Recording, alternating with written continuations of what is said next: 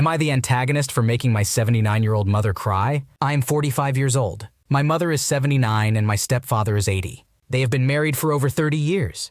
My stepbrother is 51, his wife is 50, and they have 3 children, all of whom have moved out since they turned 18. He has always been successful in business, and they live comfortably, frequently traveling. Before meeting my stepfather, my mother had always struggled financially. On the other hand, I faced significant challenges after leaving home. I experienced poverty and had a difficult time getting by for many years. In my early 20s, I even had to rely on government assistance to undergo surgery. I attended a state school with government loans and lived in rundown areas during my time at university. However, things started improving after graduation, and I found success in the software industry.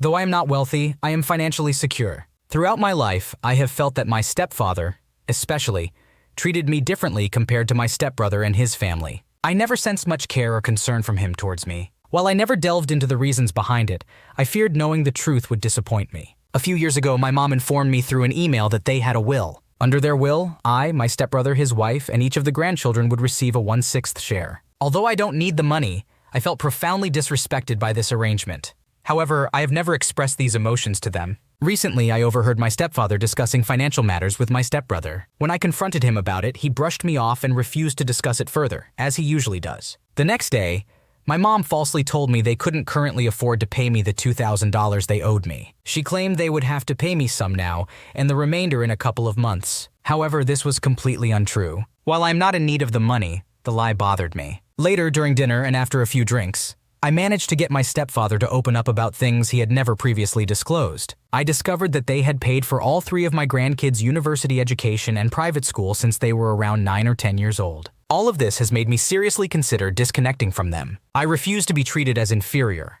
While I struggled and scraped by after graduating from a public high school, all my nephews had their education supported by my parents. The fact that 5/6 of the inheritance is designated for my stepbrother's family, while only 1/6 is meant for mine, which is just me, feels like a clear message that they consider me less valuable. Additionally, my stepbrother and his wife earn significantly more money than I do. However, I am unsure if my perception of the situation is accurate and fair. Although I don't need the inheritance money, I cannot bear being treated as a second-class member of this family.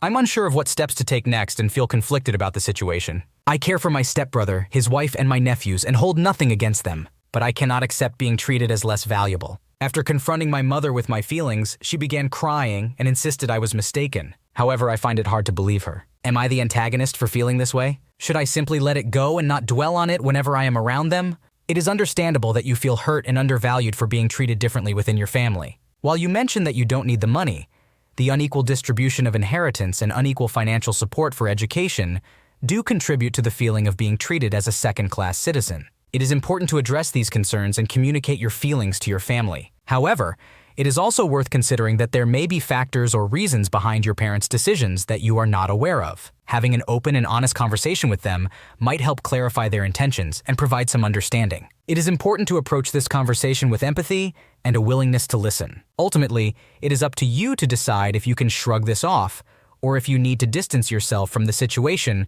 for the sake of your own emotional well-being. Am I the antagonist for not refunding my sister's ticket after she disowned me? My 36-year-old sister is extremely volatile and has anger issues. I suspect she may have borderline personality disorder, but that's not the main issue here. As a result, we've had a tumultuous relationship for most of our lives, including long periods without speaking to each other. Being around her can be scary, so I found it easier to keep my distance. However, things have been somewhat better over the past few years, and we've managed to develop a somewhat functioning relationship. While we're not close by any means, it's still progress. For Christmas this year, I had the idea to buy tickets for a show that I know my mom would love. I thought it would be nice to invite my sister along as well, as it would mean a lot to our mom for all of us to do something together. I booked 3 tickets, and my sister paid me back for her ticket. This show is in a different city, so it requires taking time off work, arranging accommodations, and general planning, all of which I've taken care of for myself and our mom. Since my sister lives in the same city as the show, it's not as inconvenient for her. Last weekend, both my sister and I were at our mom's house for a few days. Unexpectedly, my sister unleashed her anger on me,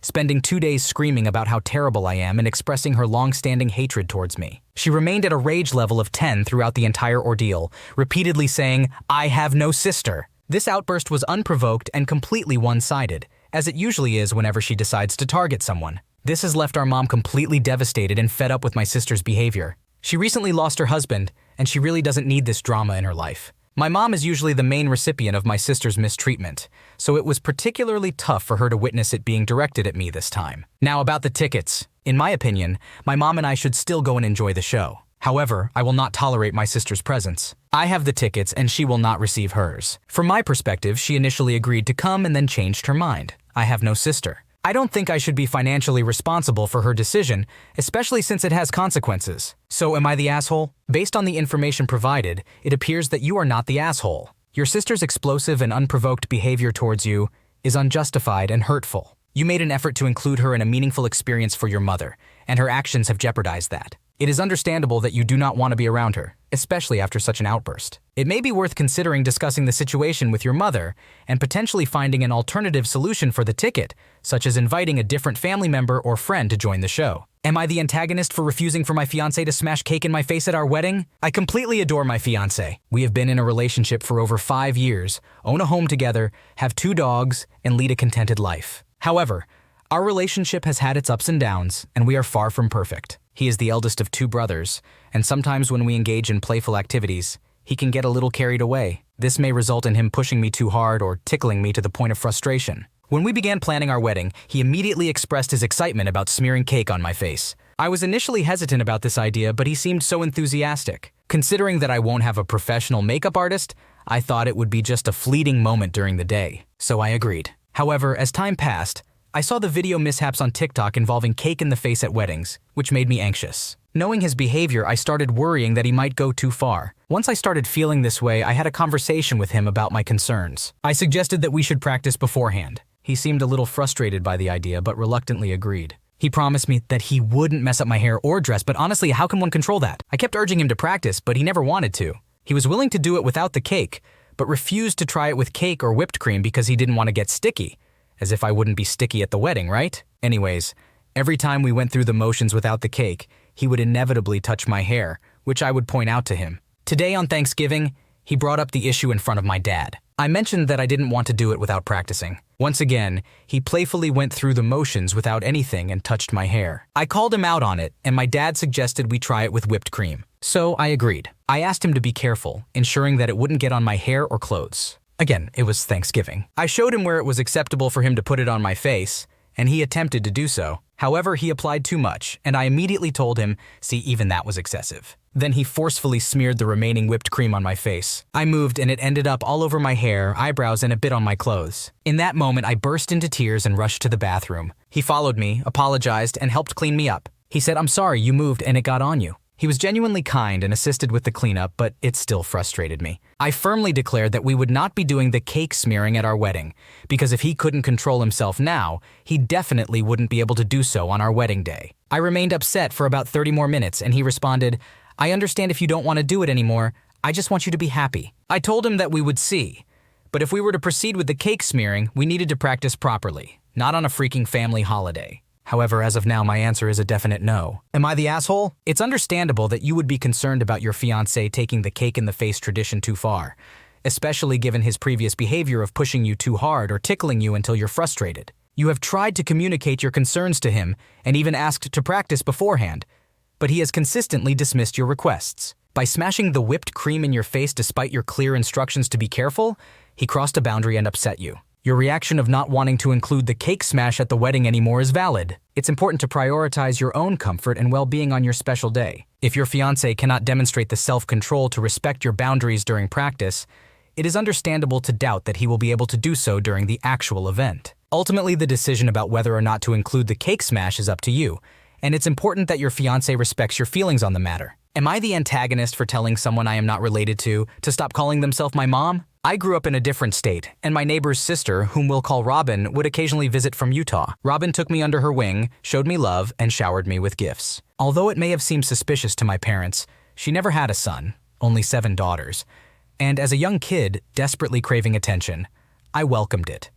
To summarize, my parents were neglectful and only cared about my monetary value, doing the bare minimum to avoid intervention from Child Protective Services. Decades later, I ended up moving to Utah because I was in a long-distance relationship with my now wife who lived there. Over the past 7 years, my wife and I met up with Robin twice. After marrying my wife, I came out as non-binary, and Robin outright stated that she can't have me and my wife over because her husband is unsupportive. However, she claims to support me, even though she consistently fails to use the correct name or pronouns. Even today, Robin still refers to herself as my Utah mom. The issue is I'm already married and have a mother-in-law named Julie, whom I deeply love and see regularly. Julie has been more of a mother figure to me than anyone ever has. I cannot express my immense gratitude for her presence in my life. To illustrate the depth of our bond, when I came out as non-binary, Julie asked me to bring down the custom Easter basket and Christmas stocking she had given me when we got married. Fearful of losing Julie, I complied with her request, only to be pleasantly surprised when she presented me with new ones she had made, bearing my new name. On Mother's Day, I write long, heartfelt posts about Julie, emphasizing how she means more to me than my own mother. Sadly, Robin continues to insist on calling herself my Utah mom, which deeply hurts Julie. Despite repeatedly explaining to Robin that this behavior is inappropriate and hurtful to Julie, she dismisses it, believing it doesn't cause any harm and that Julie should just get over it. Today, on Thanksgiving, Robin posted on Facebook declaring herself my Utah mom even though she hadn't invited me to Thanksgiving dinner. Before I saw the post, Julie noticed it and asked if Robin had done something to upset me recently. I assured her that she hadn't. I commented on Robin's post, saying word for word, "As I have said before, please stop referring to yourself as my Utah mom. The woman in Utah who is my mother is actually my mother-in-law. You haven't invited me over for any occasion or met up with me in the past 5 years. It's time to stop this. If you continue, I will have no choice but to end our friendship." Since then, I've been bombarded with texts and messages from Robin's daughters who claim I was rude and even go as far as to call me an asshole. Am I the asshole in this situation? It is clear that Robin's insistence on calling herself your Utah mom despite your repeated requests for her to stop is causing harm and discomfort to you and your mother-in-law. Your boundaries and feelings should be respected, especially considering the support and love your mother-in-law has shown you. You have made it clear to Robin that her behavior is inappropriate and has a negative impact on your relationship with your mother-in-law. Ending the friendship seems like a reasonable consequence since she continues to disregard your feelings and the boundaries you have set.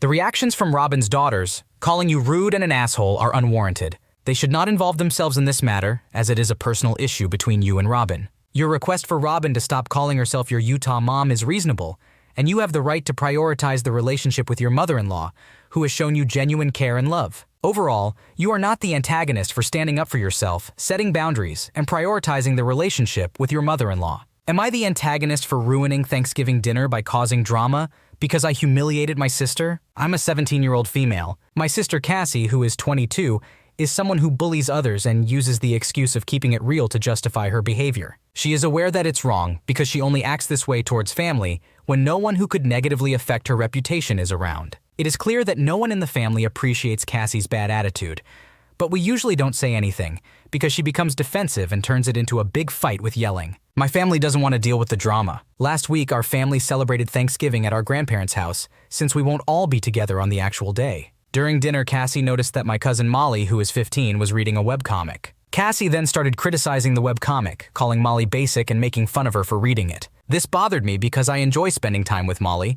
but she and her parents rarely visit us because Cassie always causes issues like this. I stood up to Cassie and told her that Molly has the right to like whatever she wants, and there is no need to be rude when Molly wasn't bothering anyone. Cassie made the excuse that she was just being honest, but I reminded her that no one asked for her opinion in the first place. Cassie got angry and started insulting me, claiming that I was too dumb to understand that she has the freedom of speech. This was not the point I was making at all. My mom asked both Cassie and me to drop it, but Cassie continued trying to have the final say. I became fed up and snapped at Cassie, telling her that she bullies everyone and no one confronts her because they want to avoid the drama. I expressed that I'm tired of her mistreating everyone, and this was something I had wanted to tell her for a long time. This led to Cassie yelling and crying. She complained about how no one ever lets her talk, how no one listens to her opinions, and so on. She tried to use guilt to gain support, and the rest of the evening was tense. When we got home later, my mom blamed me for humiliating Cassie and claimed that I was in the wrong. She acknowledged that Cassie is frustrating but insisted that it's just how Cassie is, and I should ignore her. My mom believed that I provoked Cassie and caused the drama of her crying and yelling during Thanksgiving,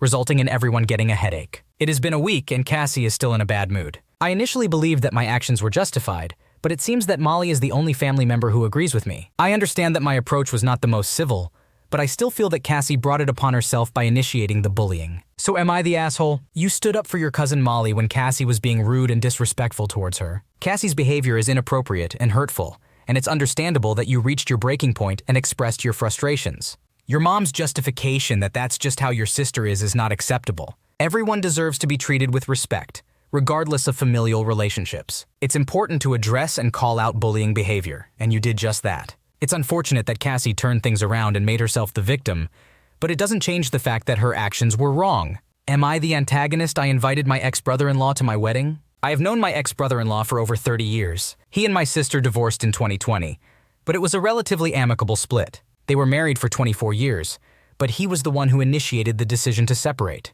Despite the divorce, they maintained contact and friendship. He even sent her birthday gifts, and they continued to communicate. They managed to attend their daughter's college graduation together and went on a family Christmas trip to Germany where their son is stationed, spending 9 days there. As per their divorce settlement, he has been financially supporting her and will continue to do so after his retirement. So she is taken care of and has her own career. Overall, their relationship is not in a terrible place. Now on to the main issue. I recently got married in September and decided to invite my ex-brother-in-law. He is not just a family acquaintance. I lived with him and my sister during high school and even after college while I was getting on my feet. He has been a father figure to me at different points in my life, and my niece and nephew feel like younger siblings to me. It was important to me that he attended the wedding. I did not inform my sister about his invitation because I didn't want her to create unnecessary drama, and I wanted her to still be present at the wedding. I invited her as a solo guest since the event was small, with a maximum of 50 people. Unfortunately, she still decided to bring a date, a guy who won't even admit he's dating her, even though her invitation didn't explicitly mention and guest. On the day of the wedding, her date recognized my ex-brother-in-law and immediately informed her. She came to me while I was getting ready, confronting me about it in front of my stepdaughter, friends, and other family members. I tried to reassure her that it wasn't a big deal and reminded her that when her own daughter gets married, she will probably face a similar situation. I explained that spending a few hours in the same room as him wouldn't be too difficult. However, she acted like a child for the rest of the day and sought extra attention. She kept sharing the situation with others and asking them to consider her feelings. My husband, who is quite straightforward, responded by saying that he didn't care and that we should be able to invite whomever we want to our own wedding. During the wedding, her date caused some problems by questioning my guests and even our mother about who else knew he was invited. It was a sneaky and unsettling move on his part. Unfortunately, things went from celebrating the wedding to planning and executing the funeral of my father-in-law, who fell ill and passed away the following Monday. The night before the funeral, my sister texted me, accusing me of being selfish and inconsiderate for inviting her ex and disregarding her wishes at my wedding. I responded by telling her that, at that moment, I didn't care about her feelings because I was dealing with the death of my father-in-law and preparing for the funeral the next day. It has been 2 months since then, and she hasn't reached out to me. I'm wondering if I'm the one in the wrong. However, I haven't attempted to contact her either after the messages before the funeral because, honestly, I was upset with her. While it is understandable that you have a close relationship with your ex-brother-in-law and wanted him to be a part of your wedding, it was disrespectful to invite him without informing your sister beforehand. It is important to consider her feelings and communicate openly about decisions that directly involve her. By not telling her, you dismissed her emotions and essentially deprived her of the opportunity to make an informed choice about attending the wedding. Furthermore, it was inappropriate for you to bring up her hypothetical future wedding and use it as a means to justify your actions. This came across as insensitive and dismissive of her current feelings. During the wedding, instead of addressing your sister's concerns privately, you chose to dismiss her in front of other people, including your stepdaughter and friends. Your response only intensified the situation and undermined her as she tried to express her feelings. Additionally, your comment to your sister after the wedding in light of your father-in-law's passing was unnecessarily harsh and lacked empathy. While you were going through a difficult time, it is crucial to recognize that others may be dealing with their own emotional struggles. Overall, your actions before and after the wedding indicate a lack of consideration and sensitivity towards your sister's feelings. It would be beneficial for you to apologize and attempt to mend the relationship with her. Thanks for watching. When you subscribe, make sure to hit the bell to turn on notifications so you never miss a video. To finish listening to all the stories, check out the playlist in the description.